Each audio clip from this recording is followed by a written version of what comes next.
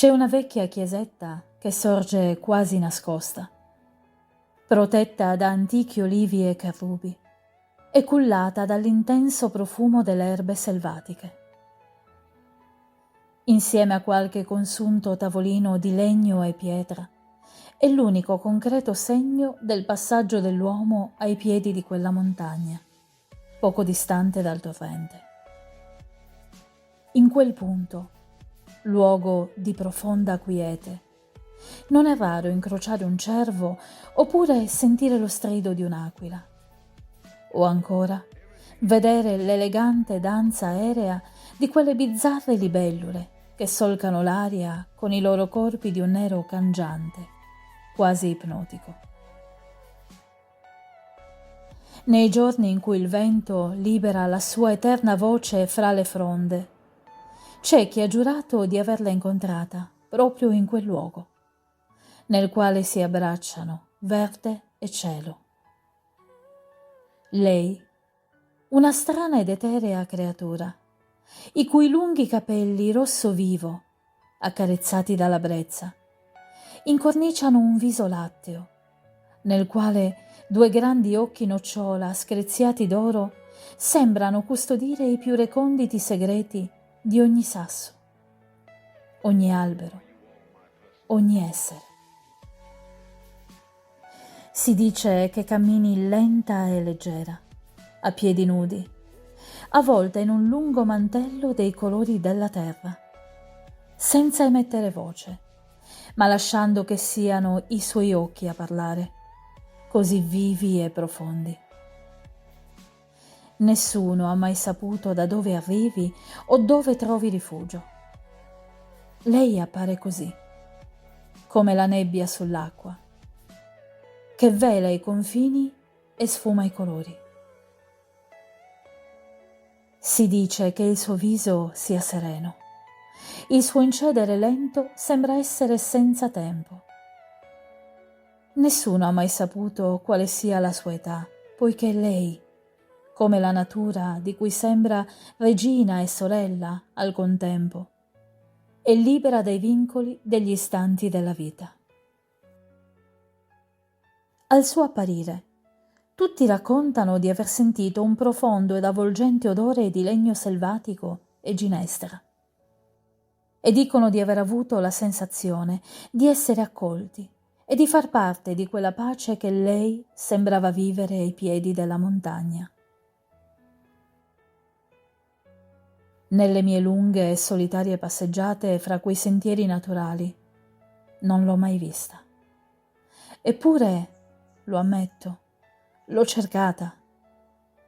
Vorrei soltanto chiederle il suo nome, mi basterebbe.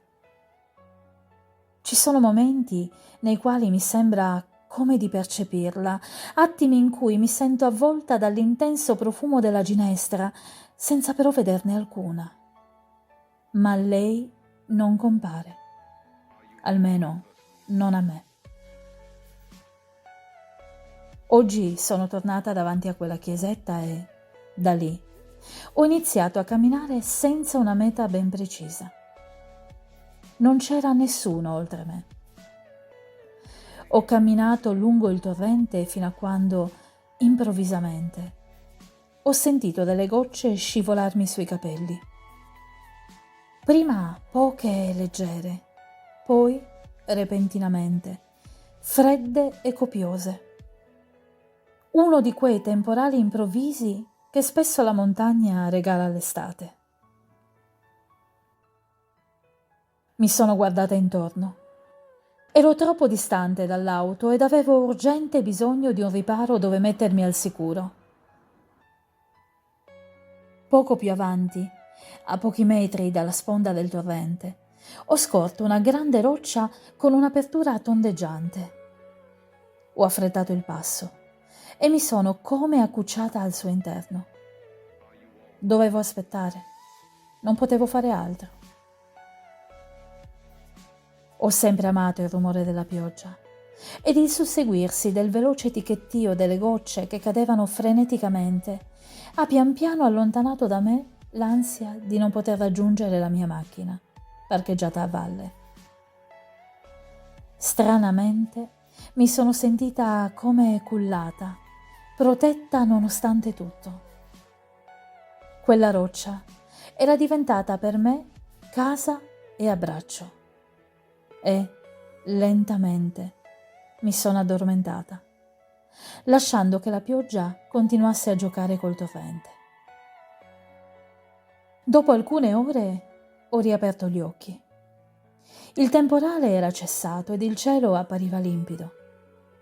Sul torrente si era creata una leggera nebbia, bassa, quasi un velo attraverso il quale intravedere il volo delle libellule.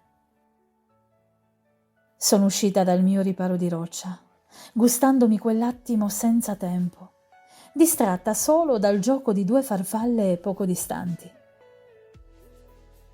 Quando la foschia sull'acqua è divenuta più intensa, un soffio di vento mi ha fatto percepire un profumo caldo e avvolgente. Chiudendo gli occhi e facendo un profondo respiro, ho lasciato che mi inebriasse. Era legno selvatico. Allora ho riaperto gli occhi, seguendo con lo sguardo il volo delle due farfalle. Girandomi, ho notato che la roccia che mi aveva protetta e cullata era posta ai piedi di un grande albero che non avevo mai visto prima. Alto e possente, ma al contempo elegantemente sinuoso. Due grandi rami rivolti verso il cielo erano ricoperti da lunghe foglie rosso vivo, che sembravano proteggere piccoli e candidi fiori, il cui profumo ricordava stranamente quello della ginestra. Avvicinandomi al suo tronco, ho provato una grande pace e mi sono sentita a casa. Non conosco il suo nome e forse non è importante che lo scopra, ma so che quell'albero mi è apparso come d'incanto, come la nebbia sull'acqua. E d'ora in poi saprò dove andare a rifugiarmi quando vorrò stare accanto a quell'eterea figura che tanto mi ha affascinato e della quale ho più volte sentito parlare.